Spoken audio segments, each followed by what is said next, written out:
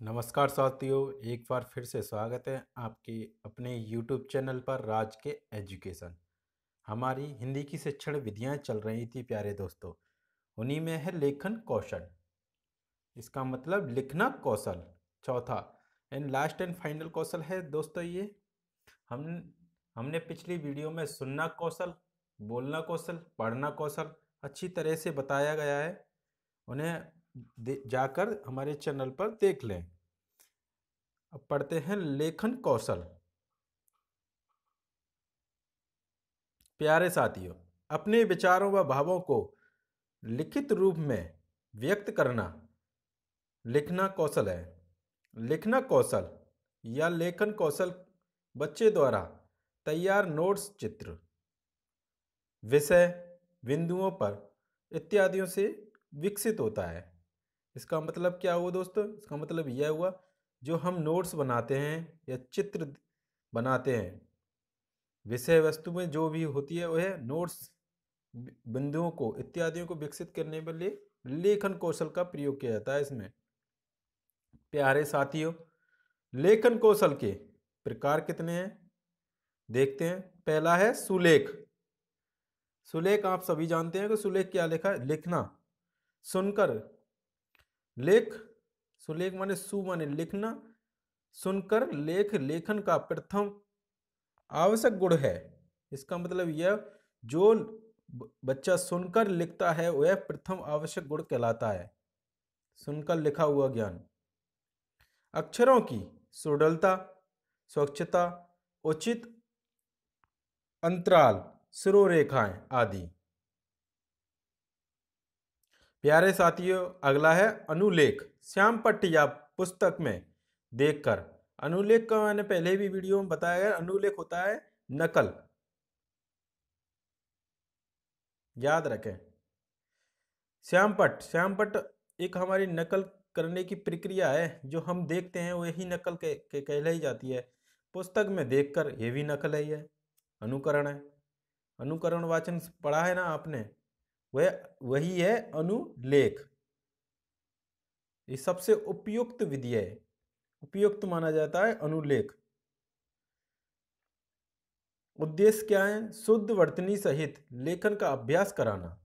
प्राथमिक स्तर कक्षाओं के लिए यह आधारित ज्ञान है। प्यारे साथियों, श्रुत लेख क्या है? सुनकर लिखे गए लेख को श्रुत लेख कहते हैं। वही बात है दोस्तों, इसमें भी सुनकर जो लिखा जाता है उसे हम श्रुत या श्रुत लेख कहते हैं। सुनकर, सुनना, श्रुत माने सुनना। अपने विचारों एवं भावों को लिखित रूप में व्यक्त करना लिखना कौशल ही कहलाता है। कौशल या लेखन कौशल बच्चे द्वारा तैयार नोट्स, चित्र या से लिखा जाता है, विकसित होता है। लेखन के प्रकार यह आपने पढ़ा है अभी। लेखन के प्रकार कितने हैं? सुलेख पढ़ा है, श्रुतलेख, सुनकर लिखे गए लेख में श्रुतलेख कहलाते हैं। उद्देश्य वक्ता द्वारा उच्चारित ध्वनियों को कान लगाकर सुनना। उचित गति, स्पष्टता, शुद्धता से लिखने का स्वच्छतापूर्ण अभ्यास करना। मित्रों, नोट देखें, मोस्ट इंपॉर्टेंट लाइन है ये दोस्तों, लिखें इसे। उच्च प्राथमिक व उच्च प्राथमिक, प्राथमिक दोनों, इसका प्राथमिक और उच्च प्राथमिक दोनों कक्षाओं में सप्ताह में 1-2 दिन श्रुत लेख अवश्य होना चाहिए। मोस्ट है, कितने दिन होना चाहिए? 1 या 2 दिन श्रुत लेख अवश्य होना चाहिए बच्चों के लिए। प्राथमिक कक्षा 1 से 5।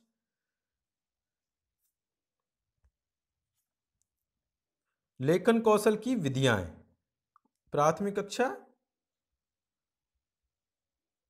कक्षा व उच्च कक्षाओं के लिए श्रुत लेख 1 दिन सप्ताह में कितने होने चाहिए दोस्तों? सिर्फ 1 या 2 दिन।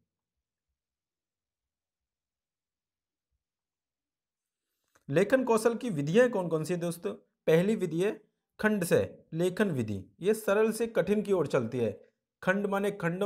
अब जैसे न्यूज इधर इस तरह से खंड, खंड सह विधि, इसका अर्थ हुआ खंड, खंडों में टुकड़ों में चलना, टुकड़ों में चलना। तो टुकड़ों में चलते हैं जिस प्रकार 1 2 3, तो सरल होती चली जाएगी यह प्रक्रिया। इसे और बाद में सरलता, अब हम इसे ही लेते हैं, सरलता क्या है, सरल खंडों में सिखाएंगे, सा रा ला ता। अब एक मिलान, फिर एक साथ में, फिर कठिन लिखते हैं सरलता, तो ये कठिन है, ये बच्चा लिख नहीं पाता है, तो ये सरल से कठिन की ओर चलती है। रूपरेखा या रूप अनुकरण विधि, इसमें शिरोरेखा की जगह अपनाया जाता है डॉट,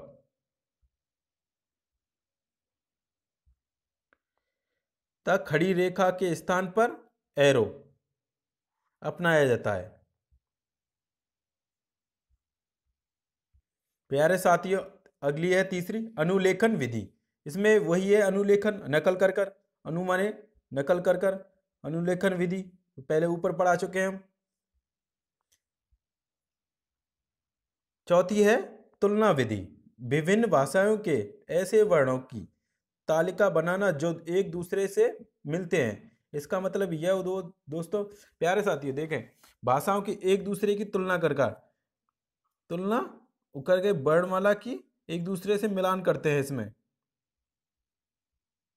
दोस्तों लेखन कौशल के दोष के कारण क्या हैं, दोष कारण क्या है इसके। पहला कारण है इसमें उचित विधि को नहीं अपनाया, अपरिचित वक्त, ये है अपरिपक्व,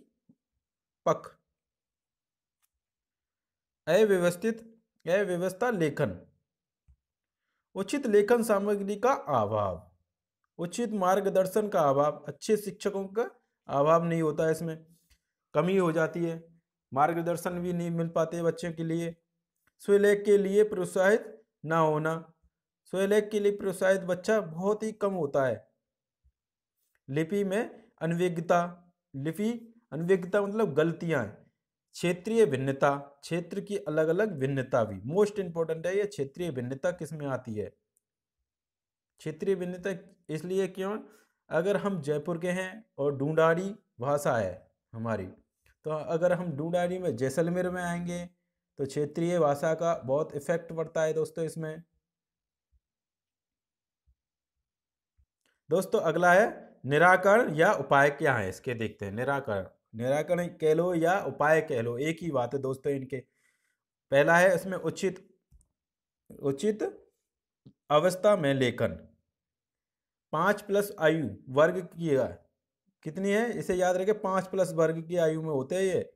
उचित लेखन विधियों का प्रयोग, व्यक्तिगत अशुद्धियां संशोधन, उचित अभ्यास, श्रुत लेख का अभ्यास, मोस्ट इंपॉर्टेंट है दोस्तों ये लाइन, श्रुत लेख का अभ्यास, वक्ता का उच्चारण शुद्ध होना चाहिए, जिस प्रकार हम बोल रहे हैं हमारा उच्चारण शुद्ध होना चाहिए। शुद्धि कोश, सुलेख प्रतियोगिताओं का आयोजन, प्रार्थना, अवकाश पत्र, निबंध लेखन। प्यारे साथियों, रिक्त स्थानों की पूर्ति करना, ये सारे के सारे हैं। अब हिंदी भाषाई शिक्षण की चुनौतियां क्या हैं इसमें। अभिरुचि का अभाव, इसमें बच्चा बहुत ही कम रुचि ले पाता है, अभिरुचि का अभाव हो जाता है इसमें।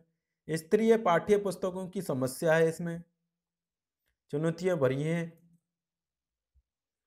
शिक्षा विधियों का ज्ञान ना होना, शिक्षा विधियों का ज्ञान ना होना, टीचर को शिक्षण विधियों का ज्ञान नहीं होने के कारण बच्चे की सुरलेख की क्षमता भी कम होती चली जाती है।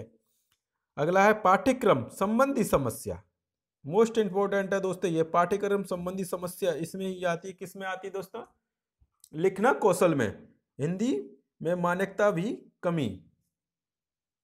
अगली है लिपि संबंधी समस्या, और अंतिम है व्याकरणिक समस्या। दोस्तों हमारी वीडियो अच्छी लगी हो तो हमारे चैनल को सब्सक्राइब करें, लाइक करें और अपने दोस्तों के साथ शेयर करें। ऐसे ही बने रहिए हमारे YouTube चैनल के साथ में। मिलेंगे बहुत ही जल्द एक और नई वीडियो में। जय हिंद, जय भारत।